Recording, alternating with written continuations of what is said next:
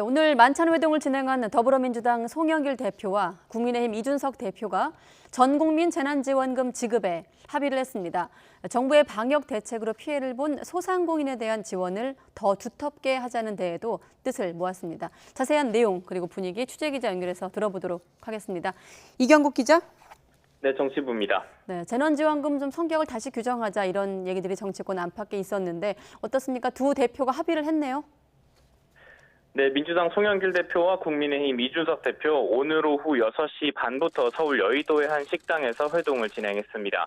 앞서 지난 7일 이른바 치맥 회동을 예정했었지만 코로나19 확산세로 미뤄지며 오늘 배석자 없이 두 대표만 식사하면서 얘기를 나눴습니다. 만남은 1시간 넘게 이어졌는데요.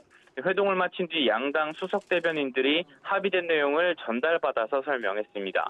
먼저 두 대표는 오늘 전국민 재난지원금을 지급하자는 데 뜻을 모으고 방역 상황을 본 뒤에 지급 시기를 결정하기로 했다고 밝혔는데요.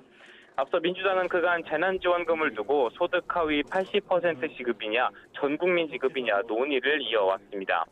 오늘 양당 대표의 합의 결과에 따라 민주당은 이르면 내일 최고위원회의를 거쳐서 전국민 지급을 당론으로 채택할 가능성이 있습니다. 국민의힘은 그간 취약계층에 대한 집중적인 지원을 강조하면서 전국민 재난지원금 지급에는 반대를 해왔는데요. 방역 조치로 피해를 본 소상공인을 더 두텁게 지원하는 방안을 찾는 것을 전제로 전국민 지급에 합의한 것으로 전해졌습니다.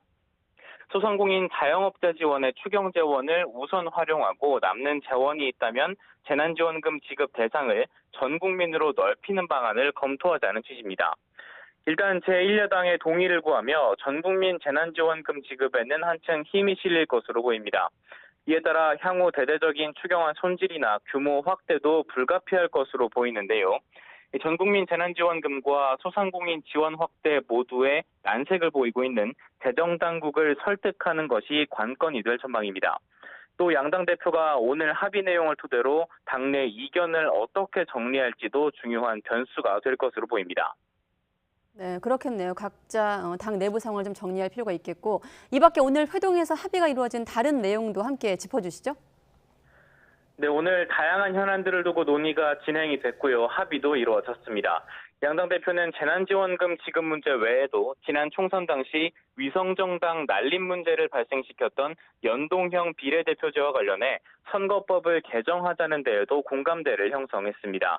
또 향후 입법을 통해 재외국민 투표 방법을 개선하자는 데에도 합의했는데요. 이와 관련해 현재 투표소 확대와 우편 투표 도입 등의 방안이 담긴 법안들이 발의가 돼 있는 상황입니다. 두 대표는 이와 함께 그간 꾸준히 논의해온 여야정 협의체를 조속히 가동하자는 뜻을 재확인했고 당대표 회동 후 정례화를 약속하는 등 협치에도 한층 더 힘을 싣기로 했습니다. 지금까지 정치부에서 전해드렸습니다.